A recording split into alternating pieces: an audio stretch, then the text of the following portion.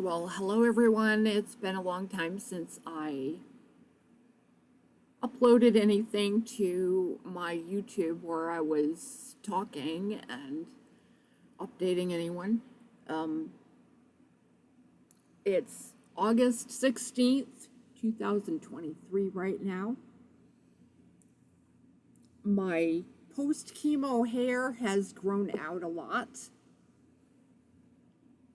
I'm here in my apartment in downtown Rutland City in Vermont.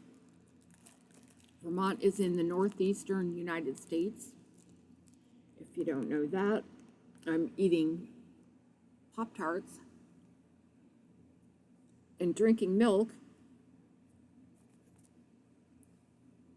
waiting for my pharmacy to deliver refills on prescriptions. I like the fact that they deliver, and they've been doing it for many years for me. It helped a lot during my cancer treatment. In 2018, in October, I was diagnosed with stage 3 invasive metastatic breast cancer, and they also found me to be positive for the BRCA2 cancer gene, BRCA2 cancer gene mutation. It runs in my family. I've got at least 3 other family members who have the same cancer gene mutation. And there are many people in my family who died from cancer. But there are people that had cancer who are alive and well now. I had one aunt, a grandmother, at least a couple of cousins die from cancer, but one of my aunts survived it because it was caught early. I've got a cousin who survived cancer, and she's alive and well now. I have survived cancer twice now. I was diagnosed the first time in 2018. I had a left side mastectomy. Then I had chemotherapy for about 6 months, like once every 3 weeks or something. It started in December and ended sometime around May or something like that, going from 2018 to 2019. Then I had radiation treatment, and the following fall or autumn, I don't remember what month it was, but in 2019 I had my ovaries removed because the cancer that I had was estrogen receptive. That means it feeds off from the cancer feeds off from estrogen. And even though I had my ovaries removed, I guess you can still have estrogen in your body even though the ovaries are removed. So I ended up with my oncologist, a cancer doctor, prescribing estrogen blocker pills, and I was taking those. July 2020, I had my second mastectomy on the right side and something called a deep flap chest reconstruction. They make an incision across your abdomen and they take tissue from there to create a chest. And it was planned as a preventative surgery because I was considered to be in remission, but they found cancer in my lymph nodes, no place else, just in the lymph nodes. And so I was diagnosed with cancer the second time. And I had radiation treatment first, And then in December of 2020, I was started on chemotherapy pills that I had to take at home, and they were called Xeloda, Xeloda. I had to take 3 pills in the morning and 3 pills at night or in the evening. At first, the side effects made me lose my appetite, and I wasn't able to eat. I had just no interest in food at all. So they temporarily gave me a short vacation from the medication, and then they started me back on it with a different schedule. And so instead of having to take it for as many weeks as I had to take it at first, they started me on a schedule of taking it for a week and then being off it for a week and then back and forth. So this past March, cancer scans were done and no cancer was found.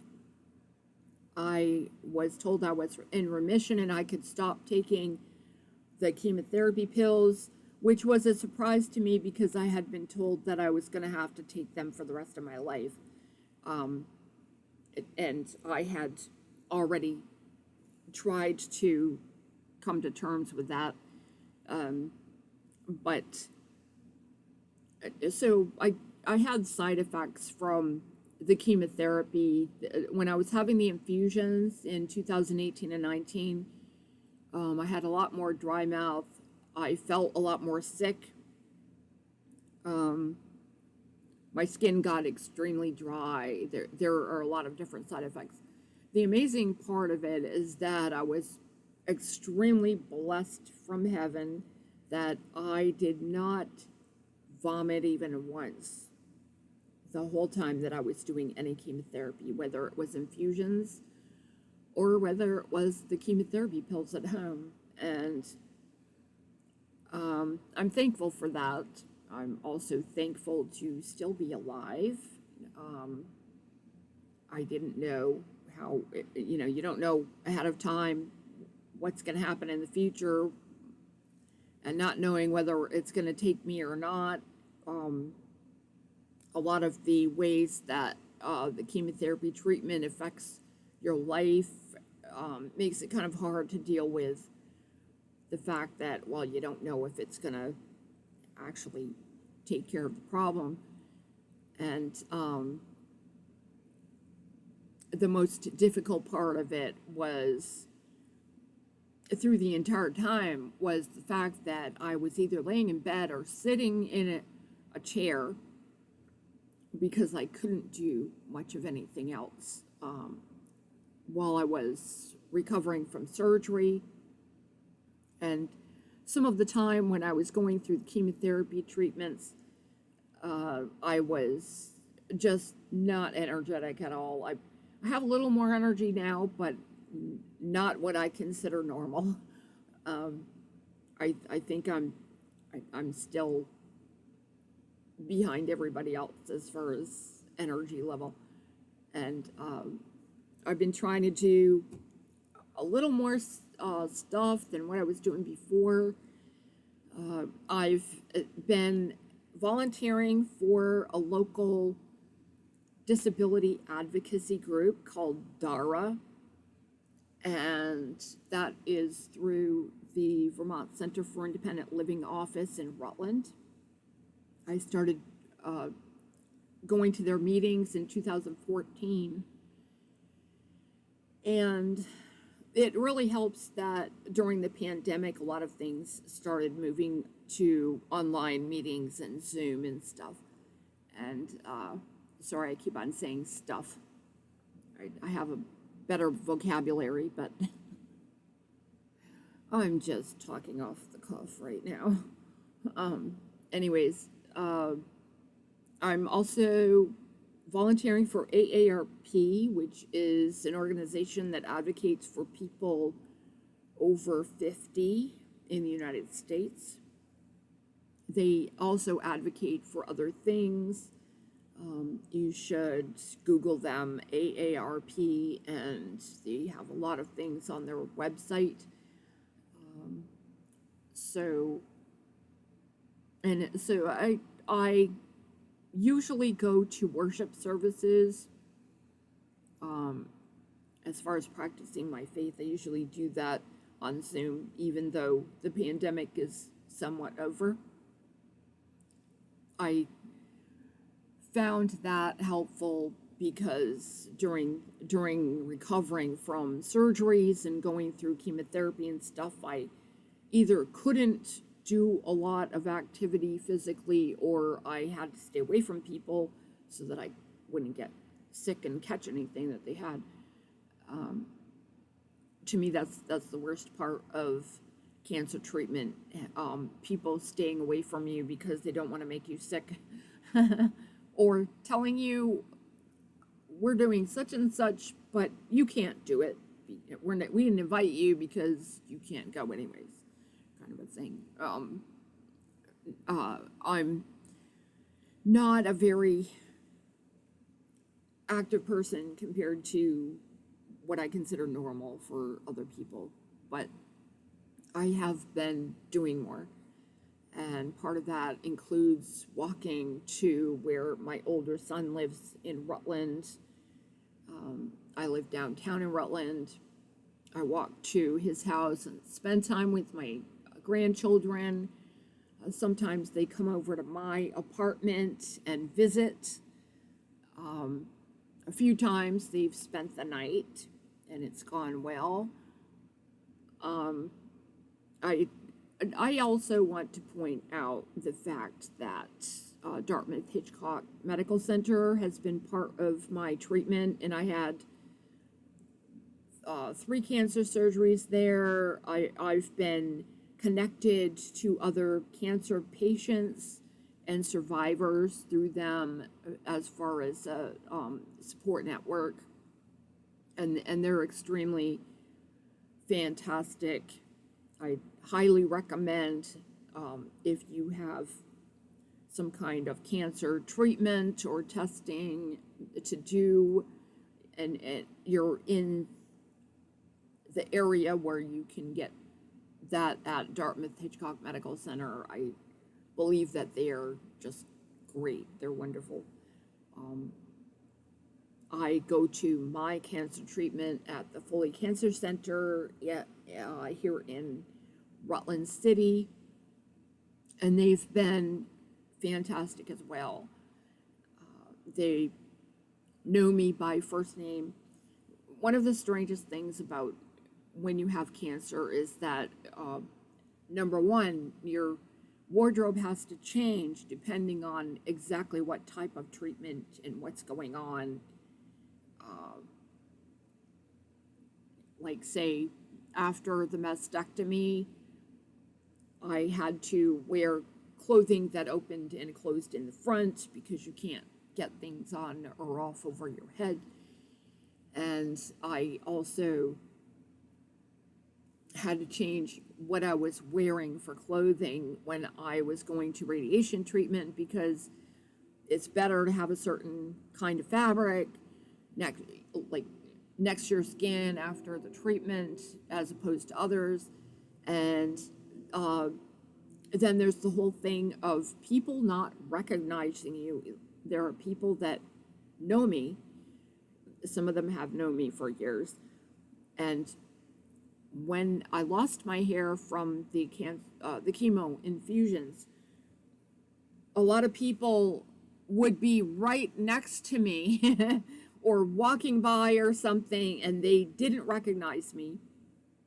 I didn't always say something because, or maybe my reaction was a little delayed because, I was feeling sick and different things.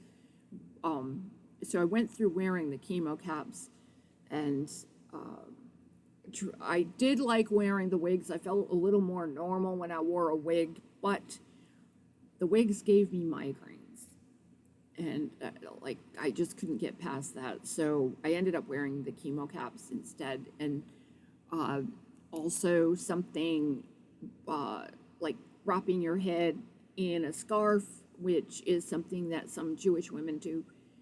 And then there are, I can't pronounce the name of them correctly, you can look it up, but there are these head kind of kerchief type things, and they're already pre-tied, that you just slip on over your head. But pretty much that was what I did when I didn't have hair. As my hair was growing out, when it came back, it was white and gray and curly. This is my hair. This is me. As me as I'm going to get after everything, but this is the way my hair normally is. And when I had the hair growing back and it was curly, it was like looking at a different person in the mirror. It wasn't like you were looking, you know it's you, but it doesn't look like me. And sometimes people would compliment my hair, and it was, you didn't really get mad at them, but it was upsetting because it wasn't your hair. It was the hair that was coming back after a life-killing disease was being dealt with, and you lost your hair and stuff. It took me a long time to start feeling more like myself. I feel more like myself now, but at the same time, not like myself, because things about my body are different. And I've got a different chest, for one thing. So before the mastectomies and everything and the chest reconstruction, I was, my chest was probably a 34B to a 36B all the time. I won't even try to guess about like during breastfeeding, but whatever. And so now it's like 43 or something. And it's hard to, number one, it's hard to buy bras that are that large. They're expensive. I started wearing cotton camisole under my clothing after the first mastectomy, and I'm still doing that. I've been doing that every day for 5 years now. And I do have mastectomy bras, but they are expensive. I have to let my health insurance cover it because they're so expensive, and I have very few of them. I mean, they're comfortable and all that stuff, but if I wear the mastectomy bra, then I have to be careful about the neckline of what I'm wearing, because the mastectomy bra basically is like this, and if the neckline goes too much like out or whatever, and then if I'm wearing the mastectomy bra, then people are seeing my underclothes. That's one issue right now. And another issue is my nails are still weird. I mean, you probably can't, I'm sure you can't see it in the camera at all because it's not going to pick it up, but I still have ridges on my nails, and they're colored kind of funny. I don't know when that's supposed to stop, because I stopped taking the chemotherapy pills at home in March of 2023, and it's presently August of 2023. So, I also applied for I applied to be on an advisory board of cancer patients to a medical institution, and I'm waiting to hear about what the reply is for some kind of response. And I have a Facebook page on, obviously, Facebook. And my Facebook page shares information about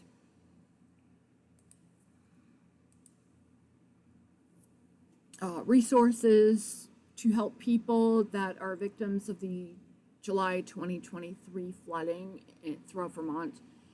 It also has I share stuff about resources for United States military veterans, and some stuff here and there that's helpful for people over 50. Some of the things that I share is information and articles that are emailed to me by AARP, and that's part of what I'm doing, volunteering for them. And I highly recommend getting involved with AARP. At first, I didn't want to join the old folks club, and I was against becoming a member, and I don't know what happened or how I decided to become a member, but I did.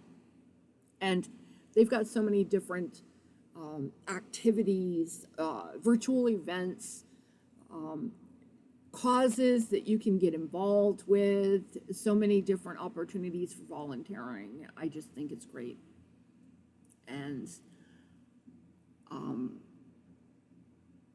so my oncologist told me that in possibly November 2023 coming up, I will be getting more cancer scans. I'm hoping that they come out negative, and I'm still on estrogen blocker. The estrogen blocker was changed to anastrozole, I think from something called tamoxifen after my 2020 diagnosis with cancer. So I was on estrogen blocker, and it was supposed to prevent cancer from coming back, and it came back anyways. So they changed it to anastrozole. And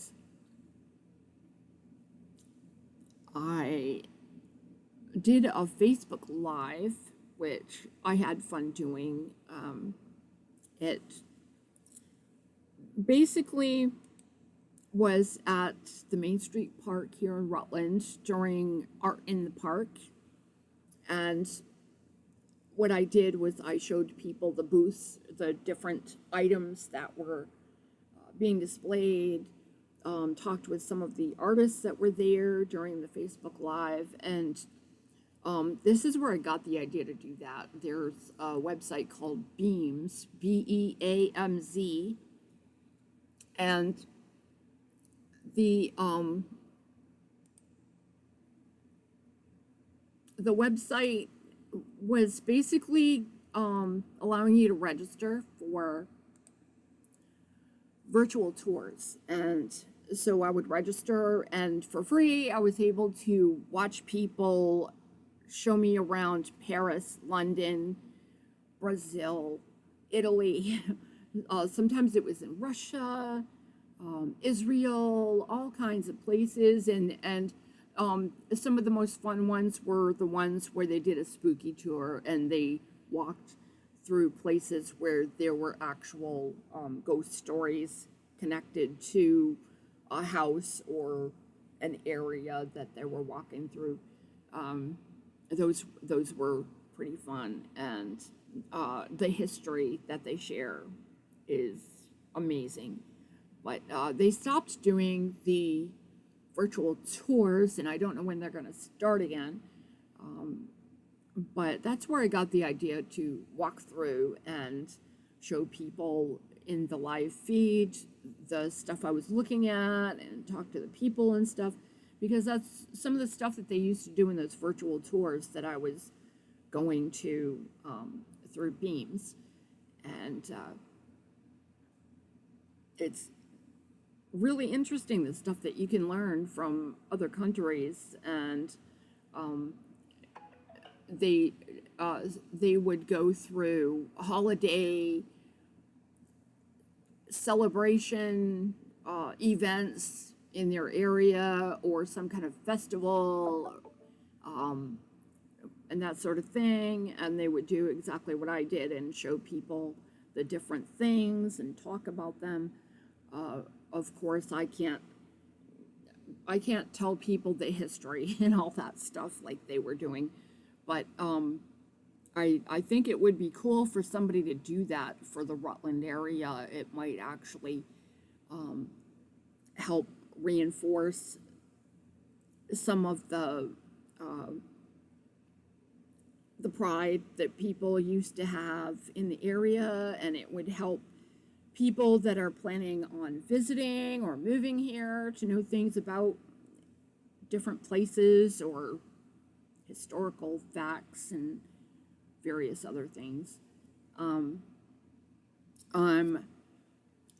a little bit stoked because one of my grandchildren is going to spend the night this coming Friday night, and the other one is going to spend the night Saturday night. I don't know how that's going to go, but because they're very active and hyper, and they like to go to the store and have me spend money, but I can't go to the store this time. I would like to avoid going any place where there's money being spent this time, because I'm extremely broke at this point. But I'm going to try making homemade bread with one of them, and go to the farmer's market maybe with one of them. And one of them likes writing and reading a lot, so I'm gonna try to occupy them by having them write names and phone numbers in the front of my desk calendar. Hopefully I can read it afterwards if they cooperate, but so I'm actually really happy. I'm in a totally different mood during this video because I've got me back somewhat. And I can actually show you, this is what my hair is normally like. And it was like this before the cancer, and I'm glad to have that part of me back. But I want to close by saying, I'm not preaching at anyone or anything, but I'm just really proud and happy to say that I believe in God, and I believe in miracles. I believe in the power of prayer. I believe that people can be healed and things can turn around. Tomorrow is another day, and you never know what's going to happen. Because I didn't just survive cancer twice, I also survived encephalitis and a coma when I was 3 and learned to walk and talk again. So I want to say to everyone, have a great day. Today is Bennington Battle Day here in Vermont, and you can look that up. It's really interesting and helped change the tide of the Revolutionary War. So I will talk to you later.